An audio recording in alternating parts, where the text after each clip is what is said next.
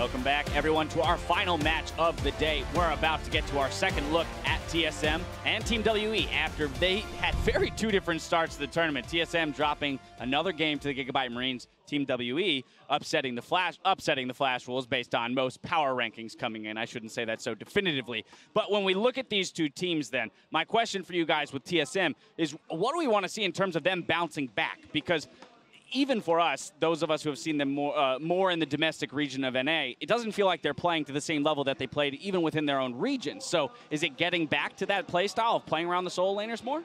To me, it's not about draft. It's not about play style. It's about playing to your current level, playing up to the expectations, because Haunter is a guy that was crazily good in NA this year against a very strong field of top laners. He has not shown it here. He has not shown it at Worlds last year. I just want to see these players playing the best that they can, and I think drafts aside, that is what has been the problem for TSM, both here and Worlds. Oh, let me sing you the song of my people, Azael. I know exactly how you feel when you send teams internationally. You see them do great domestically, and then they just fall apart at the seams. Fortunately for me, it started out good today, but that said, I'm just have a terrible feeling about this game. You talk about it starting good for you. Team WE and 957 putting up a huge showing earlier today against the Flash Wolves. Again, we were looking at more Mystic Condi, but him stepping up in top lane, that'll put a test to Haunter and his ability. And the pick bans will be really interesting because Kled already looms as someone that does really well with the tanks that we've mostly seen from Haunter. I really want to see Haunter. It's kind of a double-edged sword because you want back to basics, which for TSM is a tank top, is playing around mid lane largely, getting Haunter a little lead and going from there. But you kind of want to see Haunter extend himself onto, say, the Kennen, for example, that's been largely banned or overlooked today, because playing around the solo lanes has always been a TSM way. It's the percentage play as well, and they tried to throw that playbook out, play around Turtle. I don't think returning to that strategy is going to help them against WE.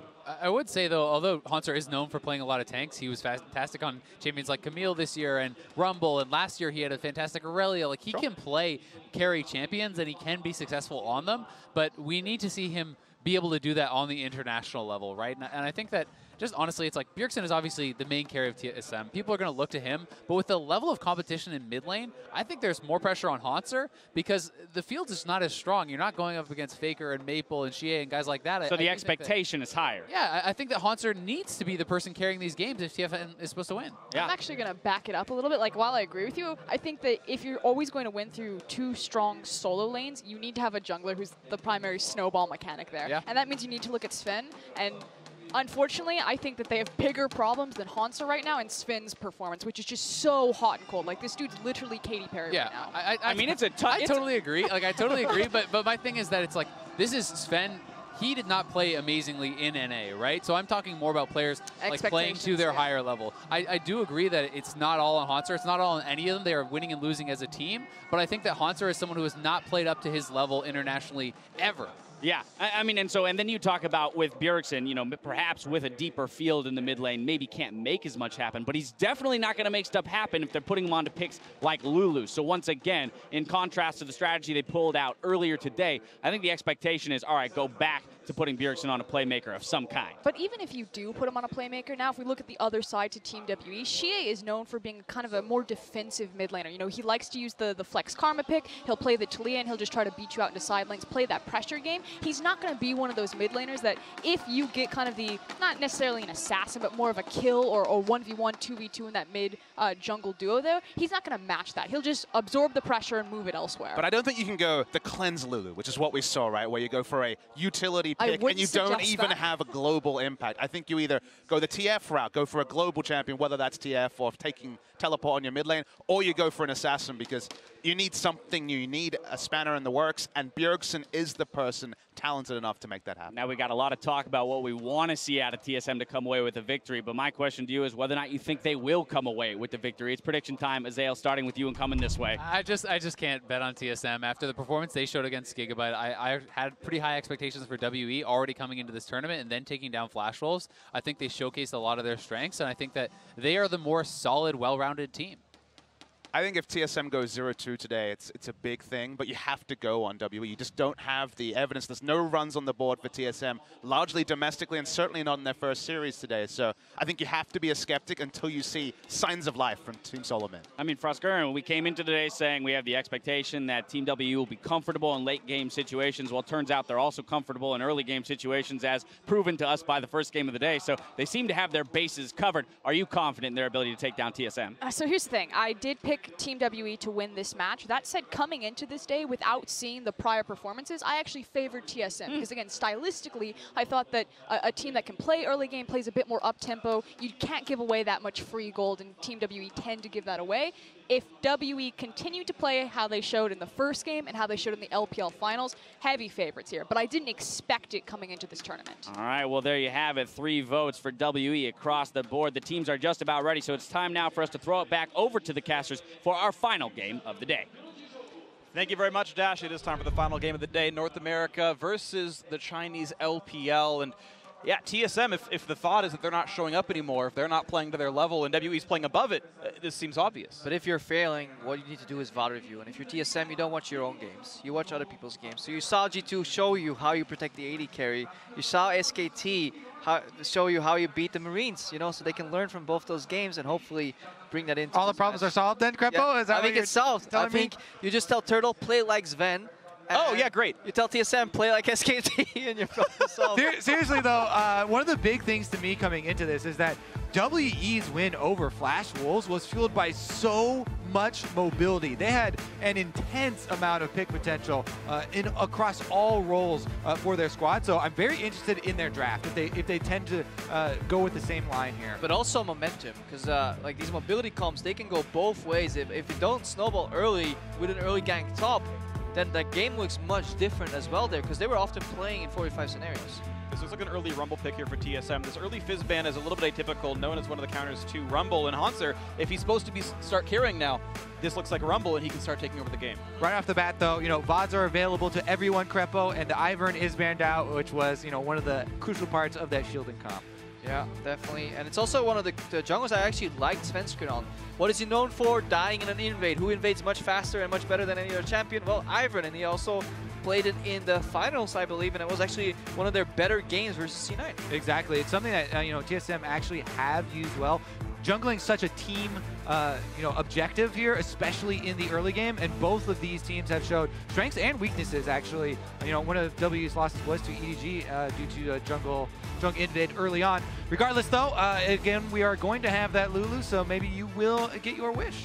And interesting to seeing Lulu picked over Ashe, because Karma is the obvious answer that almost every team does. But Mystic's most played is Ashe, and I know he has other backups as well, but we had seen so many other teams first pick that champion. Yeah, the problem is, though, if you run into a team with Mystic as an AD carry who's a really good hyper carry player, they just pick Lulu and Karma, and suddenly you're struggling for late game. Also, though, with WE, Karma has an extra value because they are so fond of playing her in the mid lane. She is second most played, right behind, I think it was Cinder, I checked a second ago, but certainly, yes, they are very fond of playing double support, so you're right, with the context of how WE plays, I rescind my statement, Lulu makes way more sense. Yeah, it's definitely up there. Same for TSM, they seem to favor Lulu quite a bit there as well. Also, you know, with Xie's Karma being so prevalent, we've seen it a lot with Condi playing, you know, Lee Sin or Elise. And Karma, even early on, can spam Qs and try and push up a minion wave and try and get some of this jungle action going early. So, you know, this looks like they may be going with a similar style and try and take it to Svenskeren.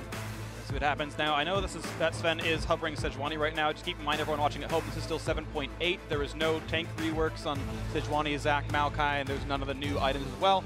Looking like it's going to be maybe Ezreal for the bot lane pickup instead. That's locked in. Wouldn't mind Orianna here from Bjergsen either, potentially. They do go for the jungle choice, so that goes down the drain here. But they get a comfortable jungle on Sven as well, because coming to the tournament, it was either Ivern or Lee. Exactly. That is key, too, because the Lee Sin plus the Elise is not something that, you know, all junglers have equal, right? These are two junglers that are very similar in their early power, but, you know, I like the Lee Sin from Svenskeren so much more than his Elise. Yeah, definitely so.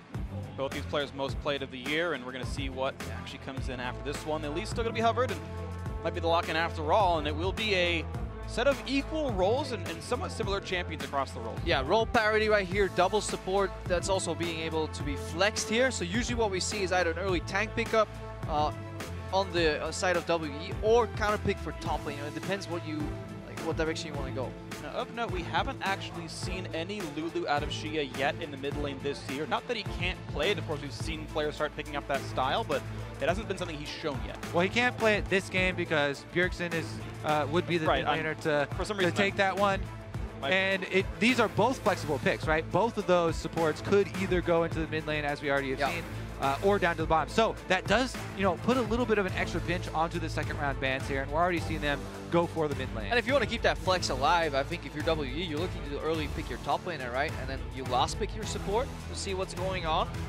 On the side of TSM, then you need to figure out earlier what you're going to reveal. As soon as you started talking about top lane, I was like, oh, Kled, yes, 957, and instantly finds himself on the ban phase. Yeah, and that is usually where it is banned against him, though. It's very rare for him to pick it in the first 3 picks. Everyone's like, oh, you gave 957 Kled, what are you doing? Don't you watch the LPL? It's like, no. You only get 3 bans to start out. Funny how everyone sees a game where a guy's got like 7 and 0, and they're like, yeah, you shouldn't have given him the champion. I've watched like 5 games of LPL. He's really good on Kled. Like, no, it doesn't work that well. It's a really good second phase ban, and it's also not a super power pick here. We do see the Ryze and the Orianna removed, so Bjergsen will have to start digging a little bit deeper into that champion pool. No, Syndro, no, of course, that's gone as well. So yeah, a lot of the popular picks for Bjergsen are off the table here. Final ban for TSM, and then it's WB to get first pick, followed by TSM finalizing their composition. Seeing what they ban as well as what W wants to pick early on is going to be interesting to note. And I love this mid lane pinch, actually. No ban. Ooh, so they don't know. It feels like it's got to be a mistake. Like, you ban another support, right? Like, ban Nami, because you're clearly not going to play it, and they might, right? There's some obvious one-sided bans here, where you ban supports because Karma can flex. There's no reason not to ban anything. TSM is much more likely to put their flex pick in bot, and Team WE is much more likely to put that Karma in mid. That's why these mid bans make so much sense. When you remove the top 5 strongest mid laners, Karma just goes up so much more in value. Also, if you play against Bjergsen, you can end up playing a Karma versus Lulu matchup. You're winning out thematically because he is the one consistent point on TSM. And another flex. Another flex pick here. You still don't know what the W composition is. Karma mid or in the bot lane, Jace top or mid, you still don't know what's going to be. Or support if you're Mata. Well, the lane assignments you don't know, but you're very well aware of what the comp is. The comp is taking shape for them very clearly. They have all range champions currently and are very well equipped to go for the siege, go for the picks with the Ashe and the Elise.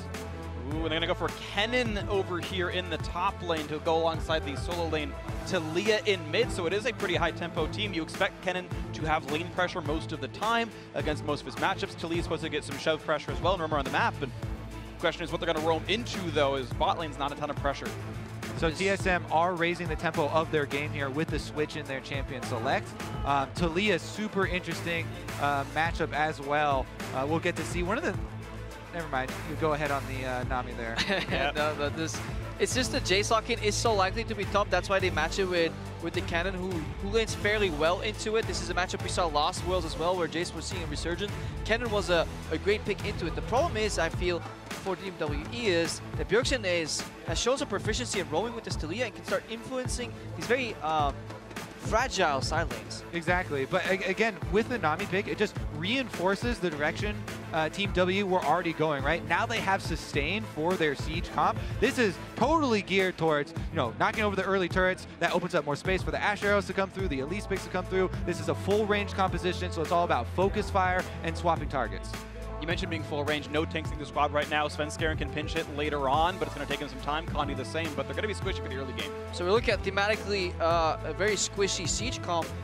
The usual answer is hard engage, but there's very little on that on the side of TSM. They really need to make use of kind of the walls and maybe a Lee flank kick, but in terms of like the old school, like say like a Moo engages, Dragon's Body Slam Flash, it's not quite there because this is going to be an AD cannon. That ulti drops off pretty quickly in the late game. It drops off a damage. To their credit, it will be a large stun, and maybe a Talia wall can block them off. Like, there are, like to your point, it is not easy. Yeah. TSM do technically have ways of cutting off the team or crowd controlling them, but it is difficult, which means on average, it is not a great engaged team. The tools are there, but they're weak tools. They're a bit old. They're from the Bronze Age, maybe something like this. And can TSM get into them? Maybe so. Of course, you look at the Gigabyte Marines comp, only 2 of them have really like hard ultimates. They've all got an R button, but it's only Mystic and Ben who have long durations. And the hopes are dropping for TSM. One of their local casters just called them bronze. I mean, come on, freak. I don't know if that's really what I meant by that. Like, I heard TSM and bronze in the same sentence. I think that's a little savage. I think they have a possibility to fight their way out, but they'll need to show it with some skilled combos. Like, they can't just play a super easy composition here. Definitely complex game. We'll upgrade it for you. TSM have 2,500 gold in this game. They're moving up quickly.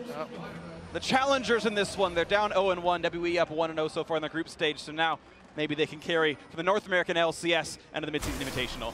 All right, checking the brush here first for TSM as they move in. Yes, I think there was a little bit of vision first, and the ping's already come out. All right, Turtle taking a couple of arrows to the face. Backs off against Mystic, and Ben over the wall, going to get himself 8 gold.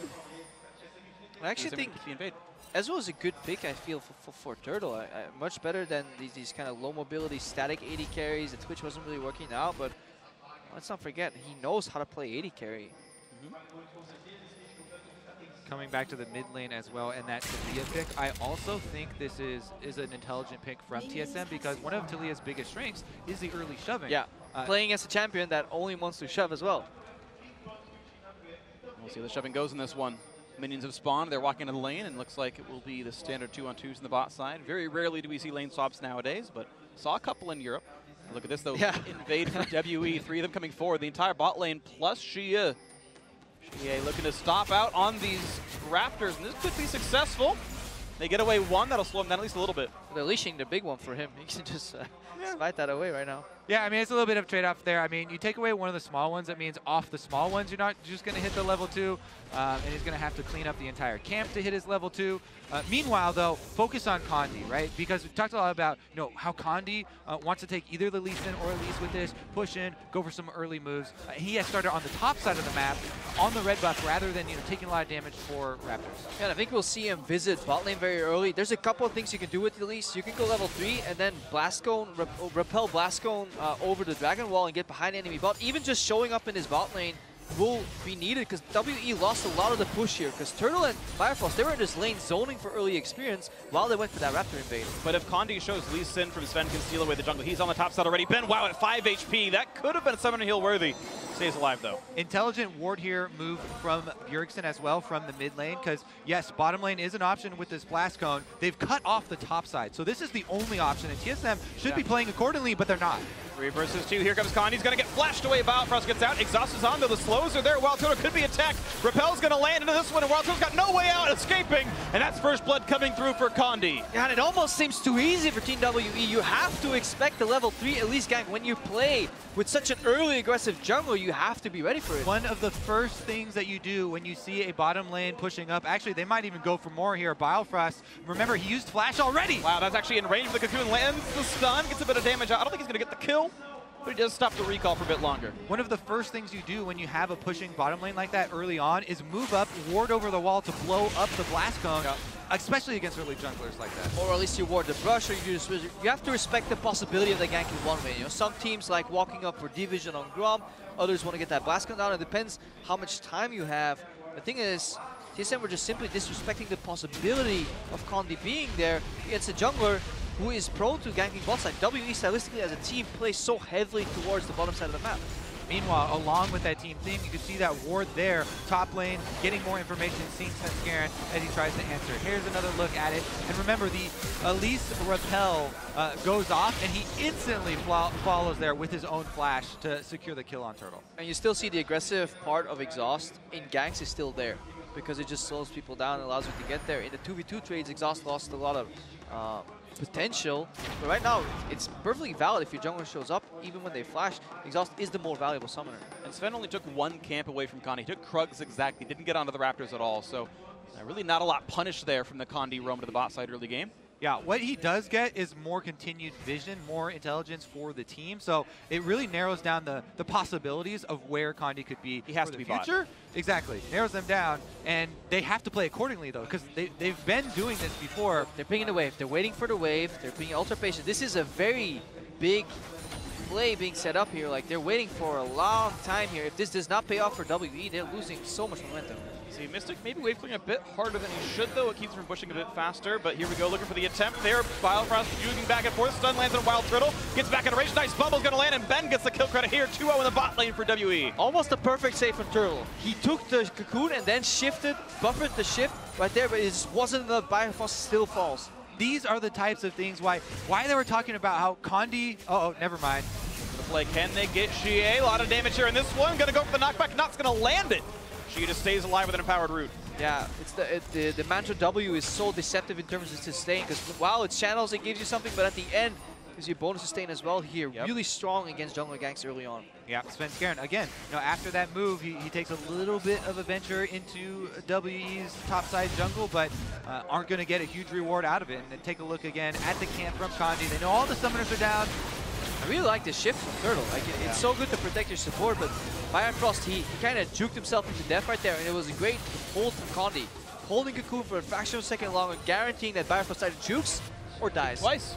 He juked twice to get away from Cocoon because it's such a fast skill shot. You have to do it on prediction. You can't reactively dodge Cocoon. It's just not really possible. I can't. Maybe Faker can, but... Okay, Faker can. He can't jump over walls, which are possible, by the way. I learned that thanks to Twitter. You can jump that wall, but either way, it is a nice set of ganks, and Kondi has set bot lane up for success. Credit to Turtle, though. He's still up farm despite the death, so that's at least a positive. Yeah, this WE up 500 gold. And here we see WE start pairing their jungler into support for the invades. That's definitely crucial for them in getting that vision. Speaking of farm, though, it is important to, especially when you are at least in your snowballing like this, keep your eyes on the camps with many minions in them, because if you're able to get a Raptor camp, you catch up on experience very quickly there. And because he's been ganking so much, you can see he's only level 4, so you have catch-up experience available if you go for one of those camps with a lot of monsters. But it's worth pointing out in catch-up gold as well, Svenskaren's only 100 gold behind Kondi, who got a 400 gold first blood and a 75 gold assist right there. So Sven has farmed back a lot of that gank advantage. Again, this game only 600 apart despite 1,000 gold worth of kills. And in terms of stopping the bleeding combined fact here, we see a Sheen rush from Turtle. He's like, yeah, I'm not going to you early. So in terms of power disparities, this game is very even still. It'll take another domino falling to really get that snowball effect going. Still a close game. Again, WE kind of known as the Elder Dragon team because they usually play for the late game. And right now at the midseason invitation, they've had good early games as well, which makes them a very threatening squad. Yeah, it's also why they were kind of, for me, really hard to judge, because if you look at them, oh yeah, they made it here, they beat the finals, beat RNG, but they came back from 2 7,000 gold deficits, and you do that because one, you're great in the late game, but also two, because the other team was kind of helping you a little bit, and you still got behind 7,000 gold too. So they definitely have flaws in some of their plays. Yeah, moves like this though, early games like this where they are using Kondi in this way are some of the reasons why Kondi got so much praise this year, and accolades and people talking about him being even the best jungler in the LPL. He may very well be. Plenty of people say that about him. Hanser taking a rough trade. 957 do a nice job of forcing the ult out and then disengaging properly. Shia going to grab himself a blue buff to continue playing in this early game, but the gold is up to 1,000 up now. WE playing better as we get into this 8th minute. Yeah, and WE really putting the onus on his vision control in the river here, and that's a really good setup. The next breaking point could also be Shia and Bjergsen. As they get higher levels, the waves are disappearing faster and faster and faster, leaving more time between those waves for these guys to disappear into Fog of War. They don't have to roam. It's all about the implication. Exactly. The implication, also, it's all about the cooldowns, because the teleport, Cooldowns is going to be Biofresh with his flashback available, gets away. Teleport cooldown is a lot longer, obviously, than the ultimate there from Talia, so Bjergsen could make more moves. The only way you gain value out of that if you constantly are using your ultimate cooldown to actually gain ground. Now look at that War Kobe. Isn't that great against the Lee Sin? And recall stop. Yep. And he times out and he's like, yep, there's a ward there. There was a ward. At least you get the information. Yeah. You know he's not guessing. You know it was there. It's also something you can technically communicate from mid to jungle, and it's all these little details that make the games much more efficient. There disappears another minion wave, though, as you guys are talking about, and now Bjergsen has the freedom. What's he going to do with it? A little bit of a feint top. Another one he's of going those top, wards. though. Well, Hanser's 20 seconds away, so it's going to be without the Slicing Maelstrom for this. Controller's going to see the Lee Sin, so it's going to take his time to clear that one away. And Bjergsen attempted the roam and said, well, there was wards, we got stopped. I will go back into this one. But now Shia has mid lane priority, and he can actually push up and potentially disappear into the bottom lane. One Mantra Q, one more Q, and he can start putting river pressure with Kondi. And it's bot side. Constantly tilts, one guy will go stop, then the next guy gets the option to go bot, and you really have to cash in on the play, or else you will get counterplayed. TSM looks to be abandoning in bot lane and going top. This time Slicing Maelstrom is there. The flash kick, the follow is in. Slicing Maelstrom makes it happen, and Svenskeren gets the kill now. The bot lane pressure that was in. Now the critical backswing of that play, as you're talking about, weak side of the map now for TSM is bottom side. They do back off this time. 21 kills, 500 gold lead, and WE gonna go for first turret gold. How fast will the wave die? Fast enough, actually. This might be just enough for TSM. No, they've got to wait the next wave as well. And it looks like W's gonna push faster. Wildcard does not have an ulti to stop this with. Maybe he can bait himself out. The rush is in, and it's actually going to be TSM a bit faster on the play. Nami had actually run back, and not enough damage was done by WE, so well played to the TSM duo staying for the turret. And when Condi was spending so much time camping in the bottom lane, Sven spent a large amount of time setting up that top lane dive as well. And when they knew Condi was around the bottom side of it, it was so easy for TSM to capitalize right there, and they just fought their way back into the game. Crucially, it was the repeat roam. The first one got control over that tri-brush ward. Then the repeat was when there was no wards left and they got the kickback. All right, we'll take another look here. Sven, he had previously cleared out all the vision in that tri-brush, heads through, doesn't hesitate, ward hop into the flash. And we also see one of the weaknesses of 957, because as long as our spectator UI is correct here, his flash was up. And the second you see Lee Sin come in your lane, you flash first, think later. Yeah. You don't need to know, is he going to get me with kick flash? No, he will. Yeah, Flashing there will always be worth the respect, and that actually has really big ramifications, because if you can slow down the push afterwards, that would be the first turret for WE. Now they also have to remember about picking up the pieces after these traded sides. You have to assume that the enemy is going to leave behind a tremendous amount of vision in the side of the map that they just previously controlled. Bottom here for WE and top side for TSM. Yep, lots of nice aggressive control wards and red wards there for WE. You can see them, in aggressive brushes that can watch the path in. Nice ward over the wall by Frost. Realizes that this is a dangerous location, but Mystic securing a control ward. Shout out to him for having vision. Yeah, should split the map up in two. TSM can play top side, pressure the tier 2 turrets, steal away jungle camps, maybe get Bjergsen up there for a dive into top tier 2. Whereas WE obviously have their eyes set on this Mountain Drake. Notice also that because this is the weak side, because Turtle is going to have a low income for this one, he is not going for a tier build. He is just trying to build into the Triforce to have that baseline effect. Seen a lot of different Ezreal builds. Some will go tier early, some go Rune King into Triforce, some Triforce first, and there's going to be Triforce first and almost definitely Rune King second. And we'll have to see what his mana pool looks like, but if he's the primary Pope champion, he's going to be running out of mana a bit more rapidly. Poncer still with control over top side, 20 minion lead. Sven here to help make sure that can happen. A lot of damage coming through right now. Yeah, this is completely the expected behavior of this game. We see an arrow going completely cross-map. If it connects, it could change things up. It looks like a delay arrow. They're not committing any other members, even if that did hit, yeah. Anyways, though, exactly like you're saying, Krepo, those two sides, we expect them to trade. TSM, the objective on top side is another turret.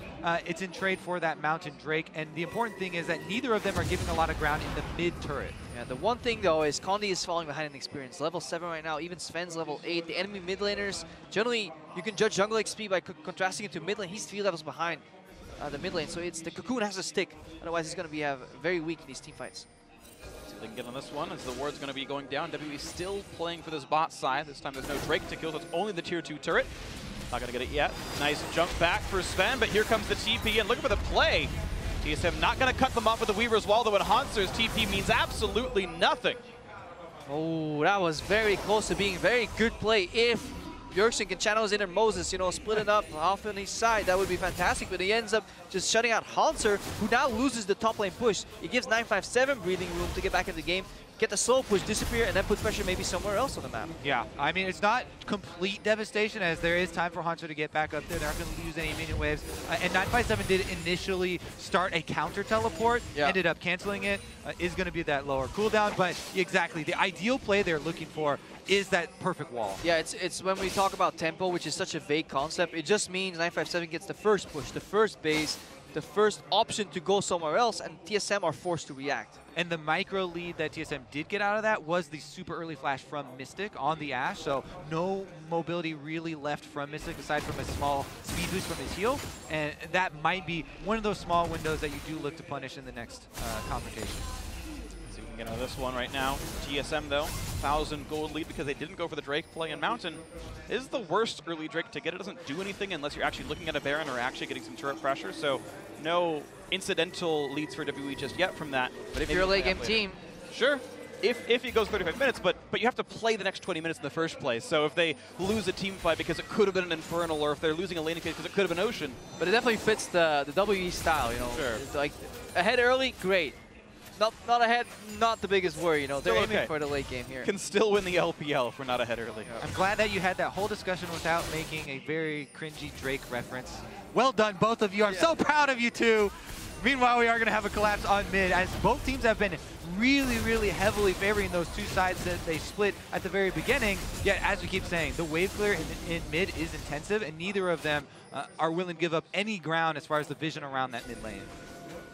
Again, WWE, I've seen this exact clip 17 times now. Into the bottom jungle, putting aggressive control wards down, playing for this side of the map. WWE is still looking for this as their bastion of power. It's the foundation of making picks, removing vision out of the ADM jungle, hiding in the multitude of brushes.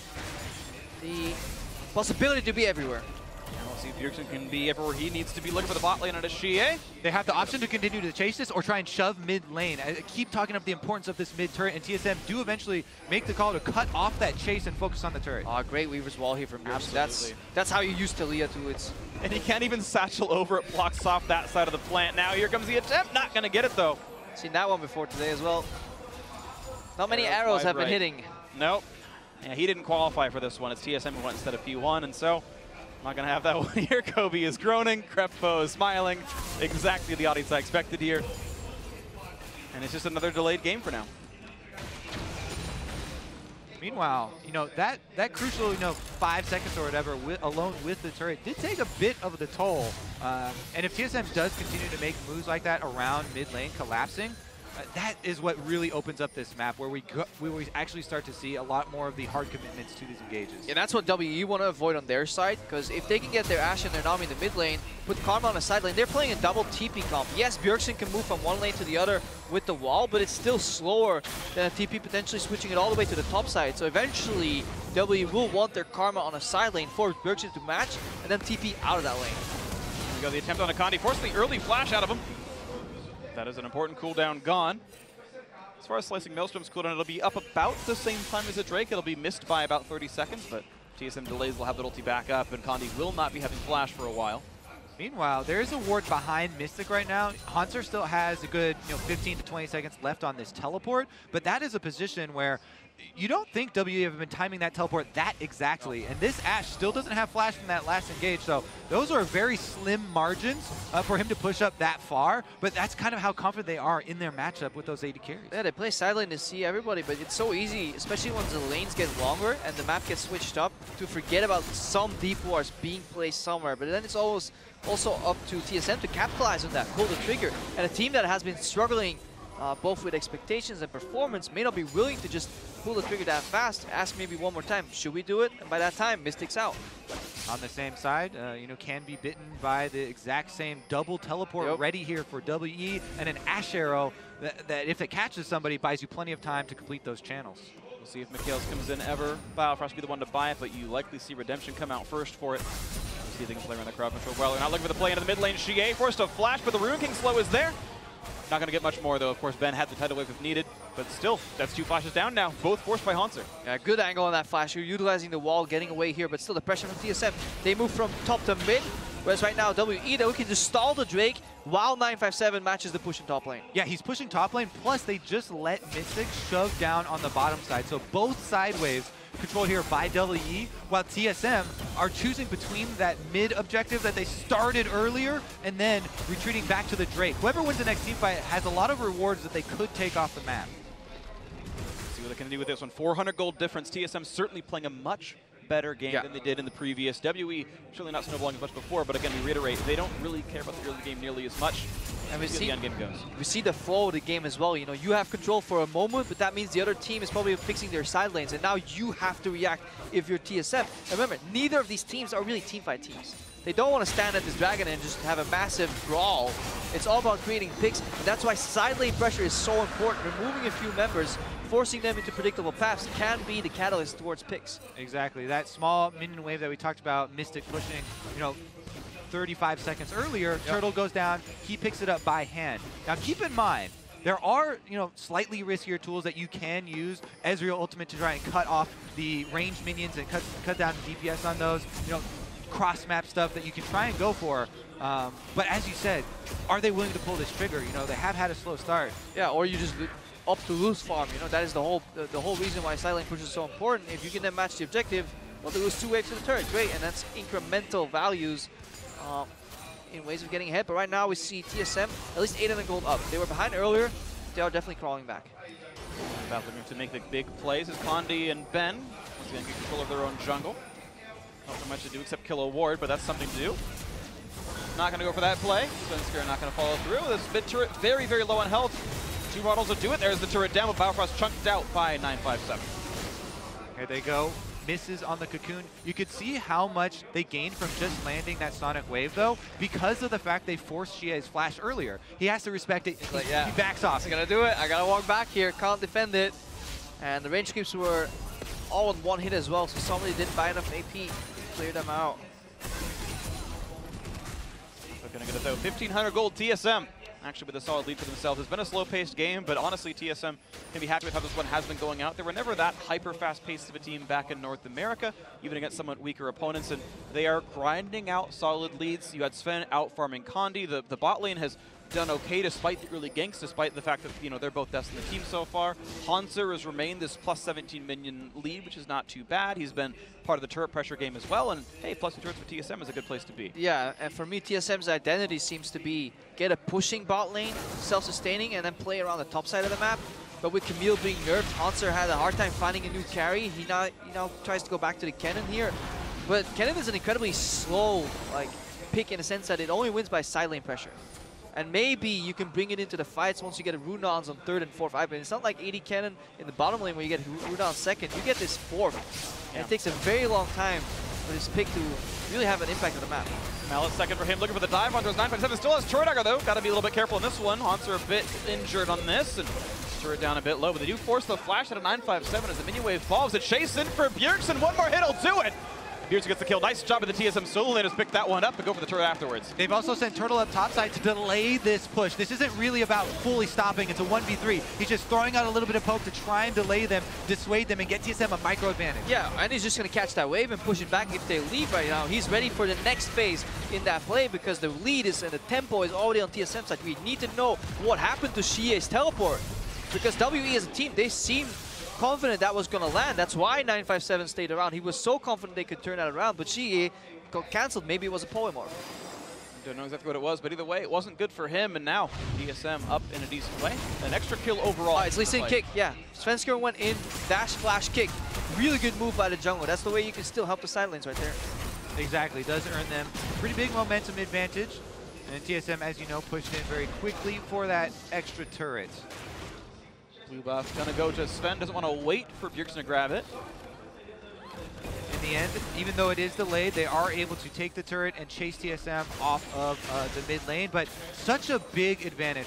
We're talking about the mid lane turrets for so long. You know, when there is this threat of the picks with the Elise and the Ashe arrow, so much more secure for TSM, and they can really build out their vision from that mid turret. Yeah. These mid games are also super interesting to watch around Asher because extended Baron baits really hard because nobody can actually tank the Baron, so you can't make the play where you force them to come towards you because you just get annihilated, but you can burn it down real quick if you're not paying attention. Exactly. There's so much damage flying around right here, especially range damage. You know, going to check these things, you can take a beating just by merely getting close to an objective. Shock blast, you know, volleys, these types of things. But you can never really start the Baron if they're close and contested, so it's very binary. Either you go all in on the Asher and you flash out and reset, or you get caught and you die and you throw the game and you hand them the Baron over. So it's very quick shot calling that is needed.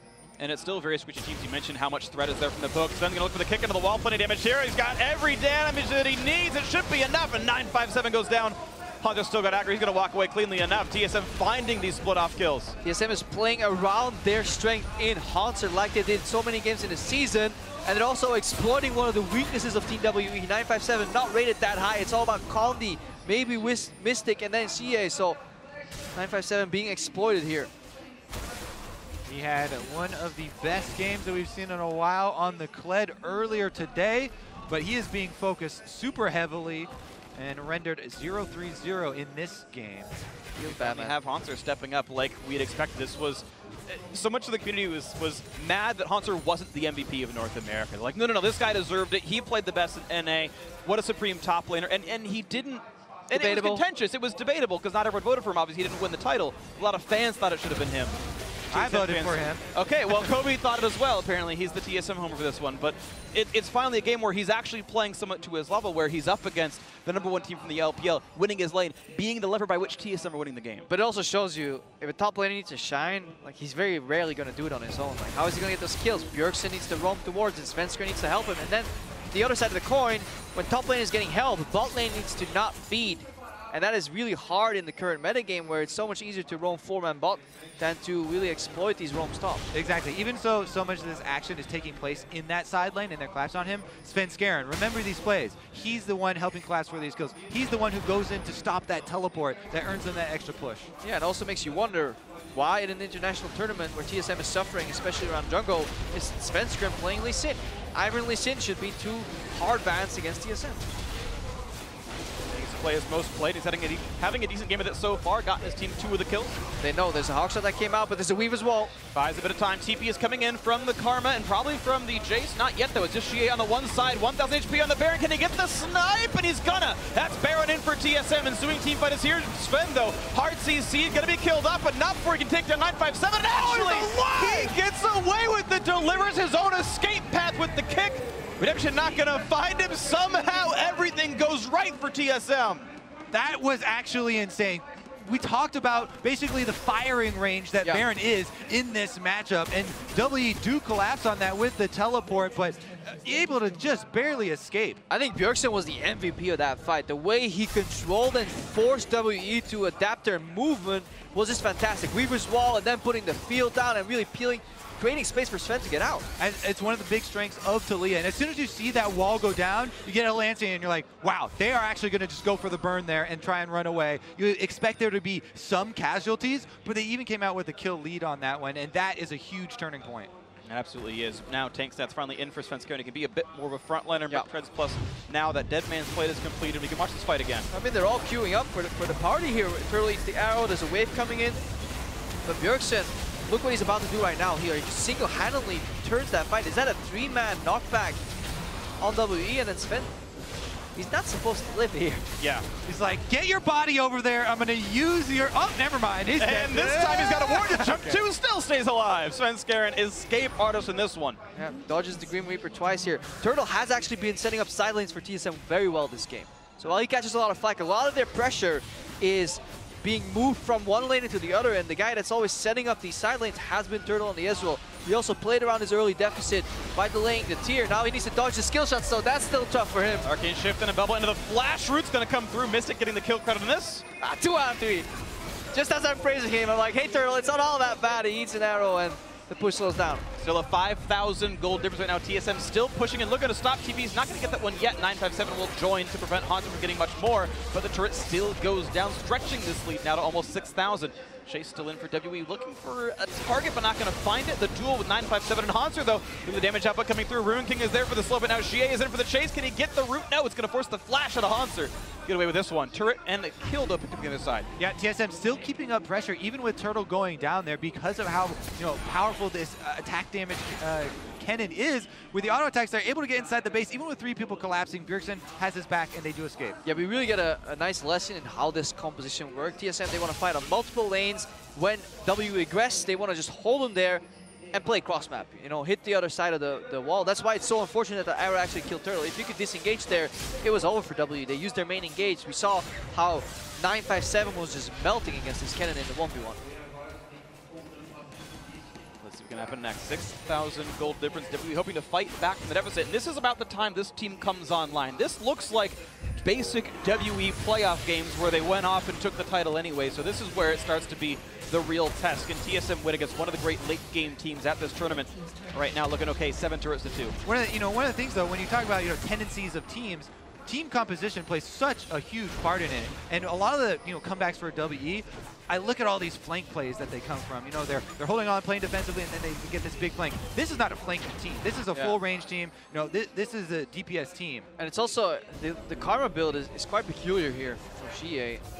It's not catered around buffing up Mystic. You usually see Karma Nami like, oh great, Mystic is going to get so much protection, but it's a Liandry's Luden's Karma that's not spiking on a 3rd Rabadon's. There's no Ardent Sensor in there to really buff up the Ashe. The Ashe is also not building to get the maximum benefit if there were an Ardent Sensor. So definitely all things to be considered here. It's not the typical protect the Ashe comp. Absolutely not, but Mystic had been one of the big carries. It's not going to be the style this time around right now. Xie, of course, great poke power. Both Luz and Leandri is good with that kind of play style, and if that poke can weather the storm and buy them the time till they get there, maybe it works out. But poke from behind is not historically not that great, right? Now Svenskeren dodges a cocoon. Yeah. A bit of traded damage though. Sven's going to stay alive enough. Bjergsen taking a bad trade against Xie. He's actually dueled pretty well, but Hanser once again in the side of the map looking for a duel versus 957. Redemption comes down just in time, but he's still caught up by Weaver's Wall, and the final shot comes through. It's a crit for Hanser. Cocoon's not going to land either. Bjergsen's going to buy him the time to get away, and that's a solo kill. Nicely done through the Redemption. Well played. Another extremely good wall from Bjergsen there to corral that extra kill for Hanser, and he's able to finish off just in time. Now they've got pressure on the open inhib. Yeah, they can use their numbers advantage to just move in here. Hanser, he gets his free cage fight right there by Bjergsen, set up for success. And here we go, on to the inhibitor it is. That's going to be dropping down. It's a 5v4. No chance for W to fight this one out. It's going to be the quick disengage. Bubble means nothing as well. And the game is going more and more TSM favorite. 7,000 gold up, and we know Hanser can solo kill his opponent. Completely different take on the game this time around from TSM. They open up the tournament with a fully turtle-centric composition all around this AD carry. Protection, bottom side, focus. They fail with that one, cross it off the list, and they completely flip the script. They sweep the flitch all over, Kobe. The switch has been flipped. But you see it in the kills as well. Like, there's 5 kills on the board. All deaths belong to 957. Like, there's the bottom side of WE has been surviving for the majority of the time. It's just complete topside dominance from TSM, and their bot side has been surviving.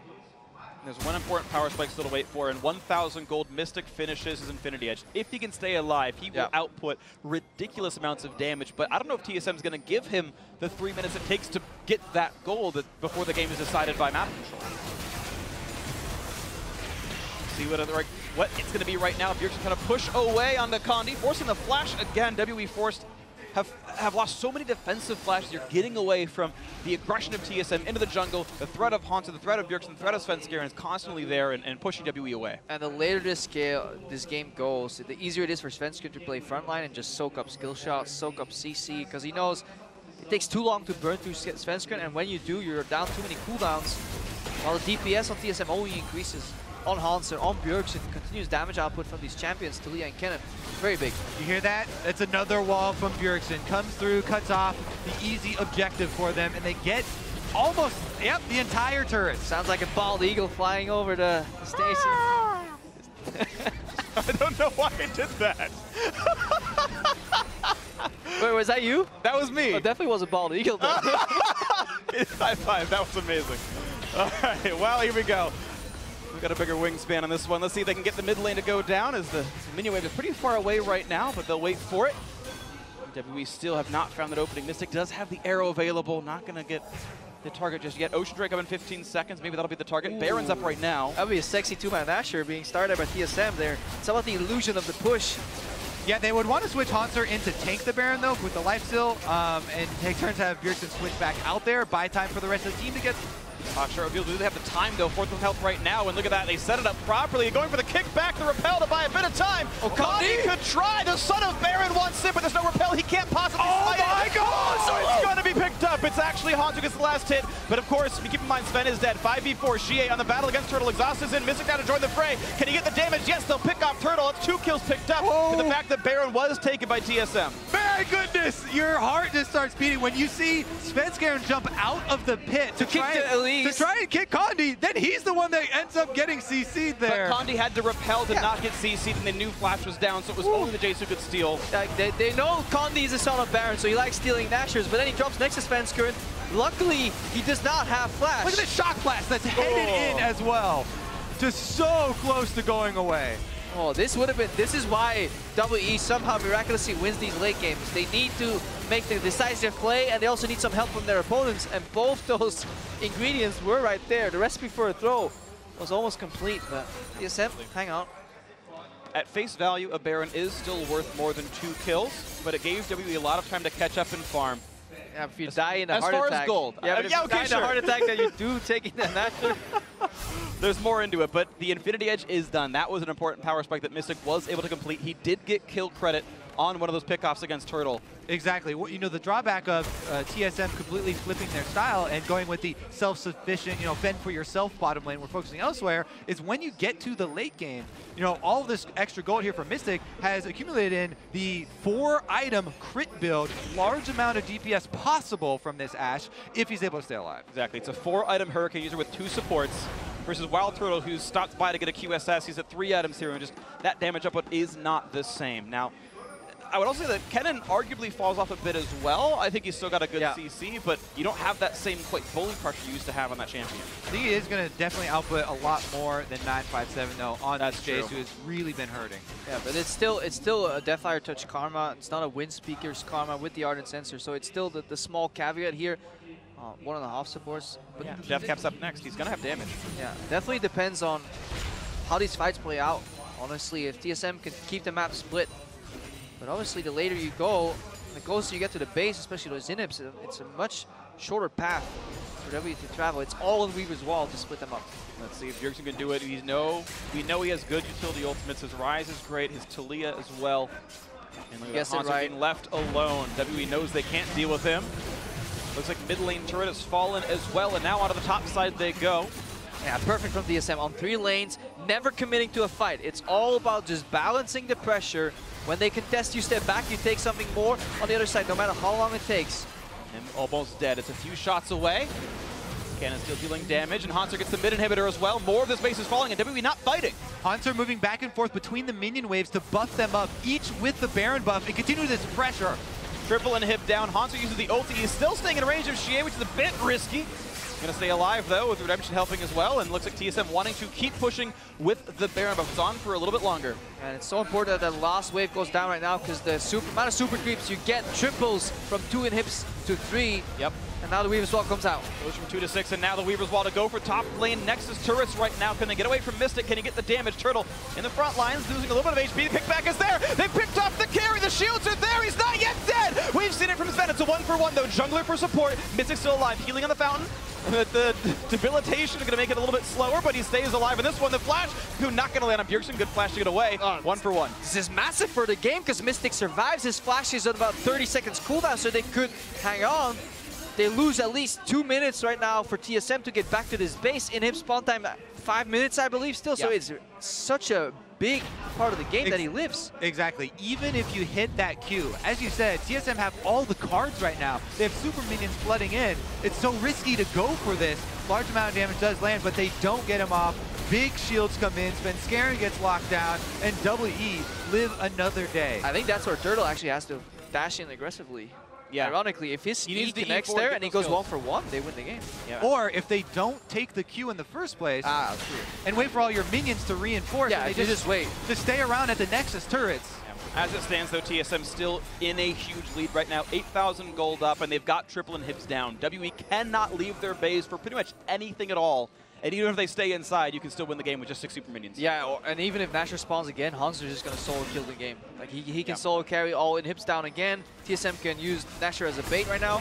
This is the best spot for WE, so they actually have to fight their way out here, because if they wait, it's only going to get worse. 8,000 gold deficit. This will get shrunk over time as the minions fall down, but look how much damage is going into these turrets right now. It's going to fall even with champions defending it. A block is used early on. They get the knockback on a Mystic. He stays alive though, but that is flashed down to the start, and 1 turret's already gone. Stun and Bjergsen gets away with the cleanse. He's going to be okay for now, but this turret's falling still very quickly. That's going to be it. Nothing left in the base but the Nexus, as TSM are cutting them back, and another wave of super minions is coming in right now. 6 super strong.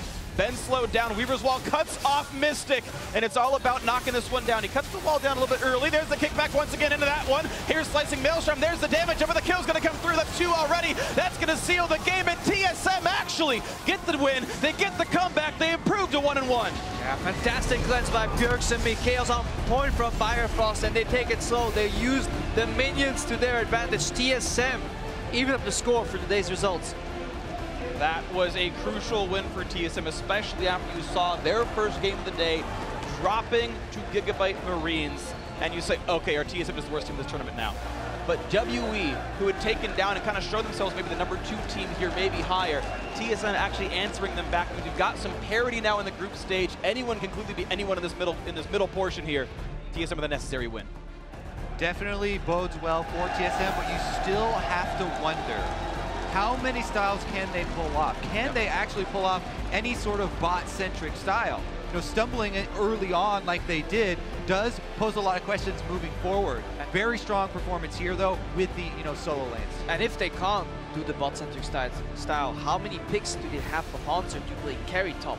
Camille is gone, he whipped out the cannon, but can he do it on a Kled? Can he do it on other picks? Have TSM practiced that enough? Because clearly, they must have also been devoting a lot of their practice and scrim time to getting that bot-centric style developed, but it's not working so far. That's what they tried in the very first game of the tournament. Can we play Super Turtle? And that didn't seem to be the possibility there. But a smile on Hanser's face, 6-0-3 on the Kennen. Only missed out on 1 kill from his team so far.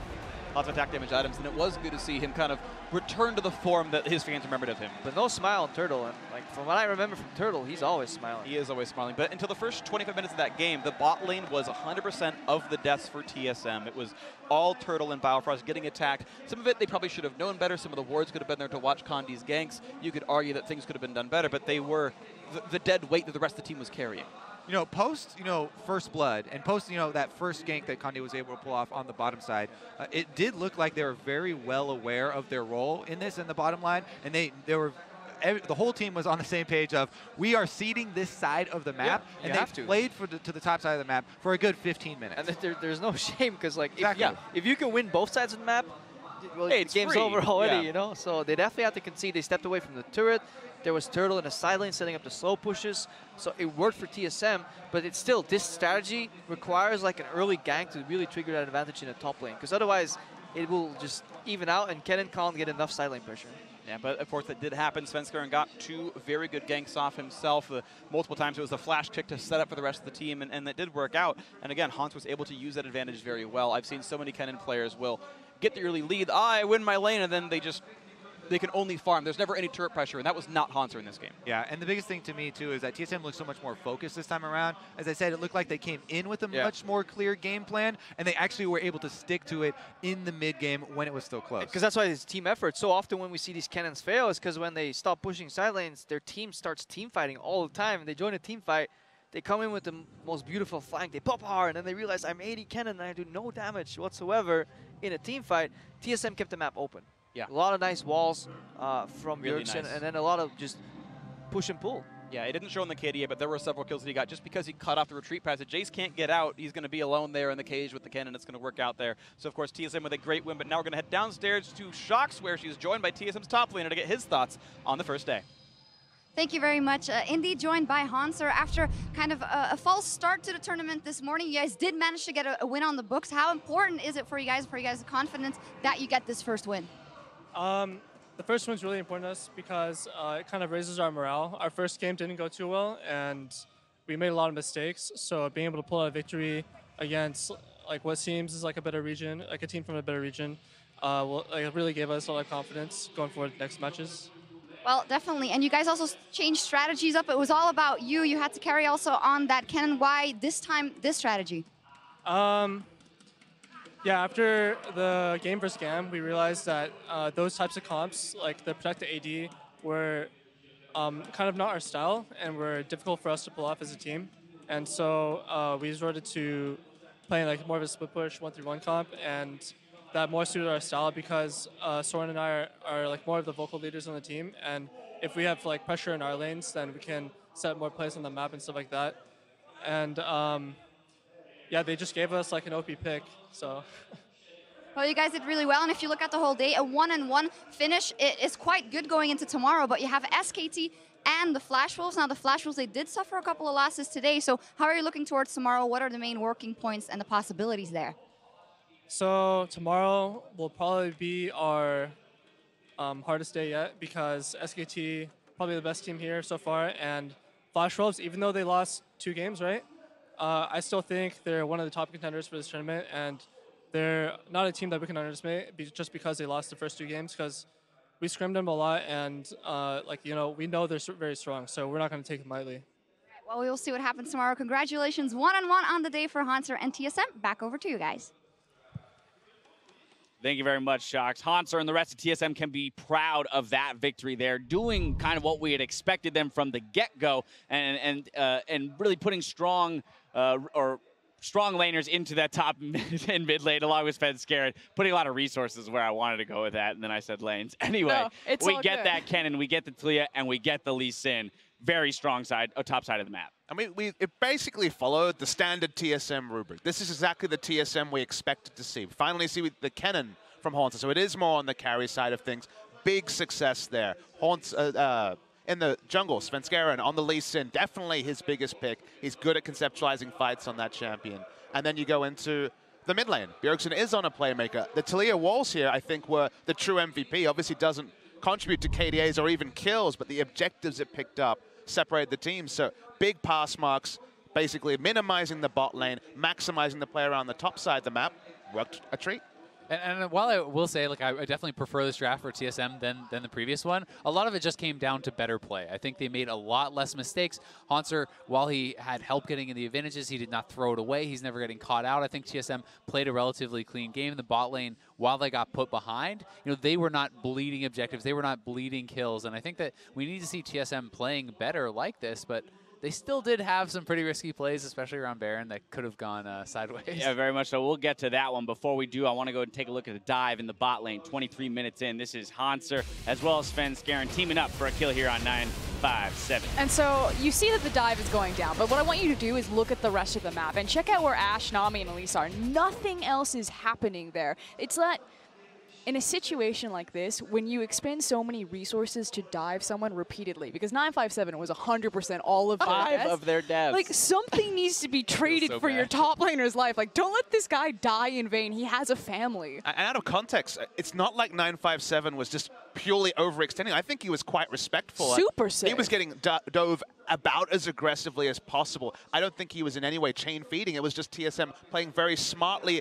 around where they were strong. He was basically back in his Indian turn. Sure, there. exactly. Yeah, Like, there's nothing more you can ask of the guy. To be fair for WE, they were getting cannon minions, which were worth about the same as point in the 957 was 5 deaths in. So that trade is great, I mean, TSM maximized where they were strong, and it felt like WE got nothing where they were strong. So that's why you could look at TSM, and it's a TSM focused point. You're like, very smart player. You don't necessarily just wag your finger at 957. There's nothing else he could have done. To be fair, as far as WE not getting anything that they're strong with, I think that this is a comp that they're pretty comfortable with. You talked about this is 100%. comfortable that they play a lot, and I think that Mystic, one of his best champions, is his Ashe. They had a pick to enable him, and they had a comp to build around him, but some of their itemization choices were kind of strange. And when you fall that far behind in the split push, it's hard to ever get them to take that 5-on-5 fight that you want. But this is classic WE. Like, I really want to underline people coming into this tournament, they play like this 80% of the time. This was that marathon team that we were talking about at the start of the day, and seeing them across from Flash Wolves when they came out like hot and heavy there,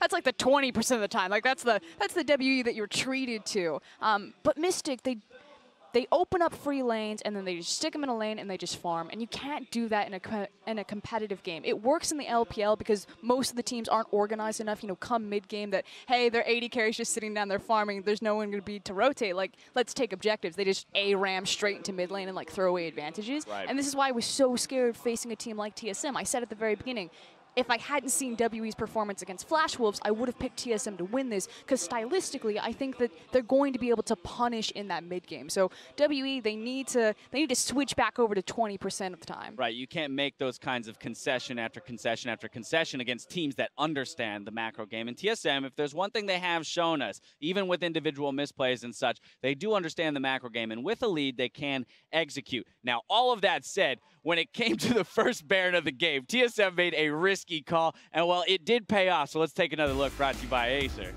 And the timing on this is significant. As you say, there is an element of risk, but the Weaver's Wall, perfect.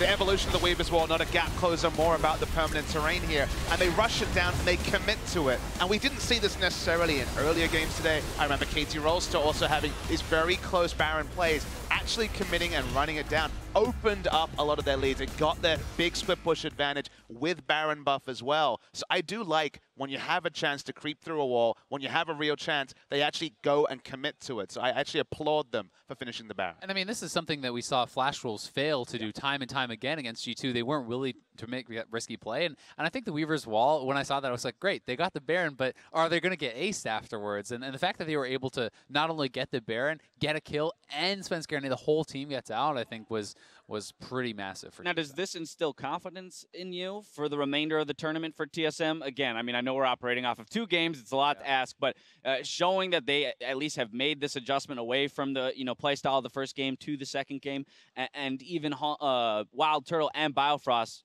separate from that first death, largely showing that they can also slot into this playstyle and understand their role. I think personally, a lot of the points that Crepo brought up in the cast as far as, can they find the champions to keep enabling Haunter to do this? Can they actually get the kind of picks? Because if you can't run a Protect the AD carry composition, you are limited. They don't have to ban those against you. You still have to ban those kind of champions against your opponents, and you could be very pigeonholed in the draft. So I think a lot of it comes down to that, and honestly, it's too early to predict. We've seen, WE beat Flash Wolves, who's supposed to be one of the top teams, then lose to TSM, who lost to Gigabyte Marines, who's supposed to be the worst team in the tournament. So it's like everyone is everywhere besides SKT, who's still clearly the best. And makes Azael go beside himself. Yeah. Well, at the end of the first day of competition here in Rio, just one team is riding high, undefeated. Spoiler alert, it's SK Telecom T1, as Azael just mentioned. TSM, Team WE, Gigabyte Marines, and G2 Esports have all secured a win. That leaves the LMS's Flash Wolves mired at 0-2. Very unexpected here. Again, pretty much across the board. Now, the MSI group stage continues tomorrow here at the Jeunesse Arena with 6 more games. Tomorrow, the day starts with North American representative TSM facing off against the reigning world champions in SK Telecom. Then the Gigabyte Marines will get a shot at the Flash Wolves before Europe's G2 Esports go head-to-head with the LPL's Team WE. 6 big games tomorrow. What's the big one that you're looking at, Papa Smithy? I'm actually just looking more generally because I feel like we're no closer to knowing who the top 4 regions are because there's so much parity and because you have to kind of also expect the Flash Wolves to come back strongly. Sure, it might still be SKT the champions, but everything else is really up in the air, and maybe that will finally start to settle tomorrow. The scary thing for me, though, is that as the Flash Wolves are kind of getting pulled closer to that middle of the pack that we kind of set up in our power rankings, that just opens up the gap further and further between SKT and, second best. This feels like this podium is like so disproportionate right now. And maybe that's true, but again, remember that the regions are playing for that first seed status, for the top 4 being such a big win, and we already mentioned GPL getting that big bump by the fact that we're going to see a guaranteed spot into the group stages for that region.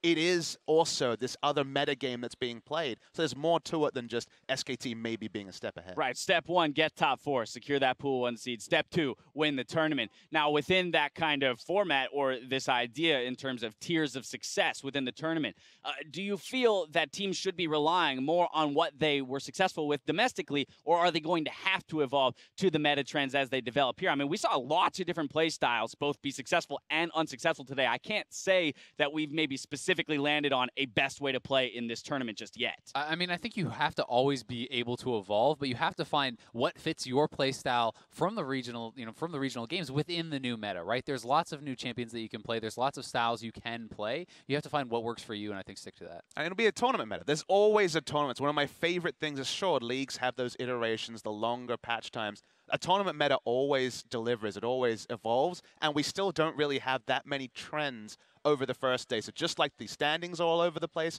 the meta is all over the place as well. And we haven't even seen the best teams with the strongest bot lanes play Protect the Kog'Maw, Protect the Twitch, which we may see as a dominant strategy moving forward, and especially in the best-of-5 phase. And while I agree with Papa Smithy, just to play devil's advocate a little bit, we've also seen at these tournaments that there are those few teams that are just so good at that one individual style. You think back to like the Starhorn Royal clubs, where they can get away with having these deficits elsewhere just because they're really good at that one thing. So maybe it's the Gigabyte Marines this time around. All right, still a lot left to be decided. This is all going to start tomorrow at 3 p.m. local time. That's 8 p.m. Central European Summer Time and 11 a.m. Pacific. Until then, it's time to dim the lights on opening day of the 2017 Mid-Season Invitational Group Stage.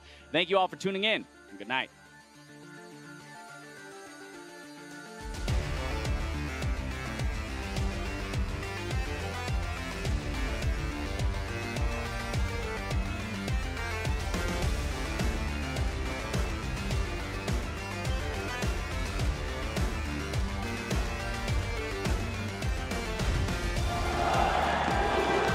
Take a closer look at the competition in just a little bit, but it's time now to meet our contenders here at the 2017 League of Legends Mid-Season Invitational. Fitting into Faker. Oh my God, have they got him? First blood onto Faker. Well, SKT there going forward once again, just blowing Perks up. Oh my God. He is indeed looking for mid B. He's gonna find him! The Dark Spears and Force of Will! Whoa. And SK Telecom stopped their campaign for MSI 2017! Really good at just staying in that lane. Oh, Ben! And Karsa connects onto Ben. Nice. Is near the Baron trying to make it, maybe make a steal. What? Oh, he gets started. 957 manages to survive. He gets away. WE 957. They open up MSI 2017 with a bear trap on a rope and one hell of a bang. Where's the Chomp? Gonna go a little bit wide. No, Turtle! Caught Turtle! He survives a few seconds longer. But look at the Nexus! Look at the Nexus! The Marines take down TSM! Buy some time at the top side of the fight. That's gonna be Sword Art knocked down. That's a 1-for-0. Make that a 2 as Buddy falls as well. Sven jumping forward to make sure that can happen. Nice!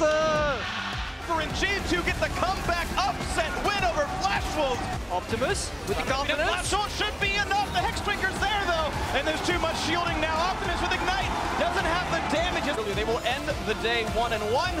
But SKT take care of business. The perfectly synced flare is there. 2-0 SKT. Time. Okami could try. The son of Baron wants it, but there's no repel. He can't possibly slide it. My God! So it's going to be picked up. It's actually Hanzo gets the last hit. That's going to seal the game. And TSM actually get the win. They get the comeback. They improve to 1-1.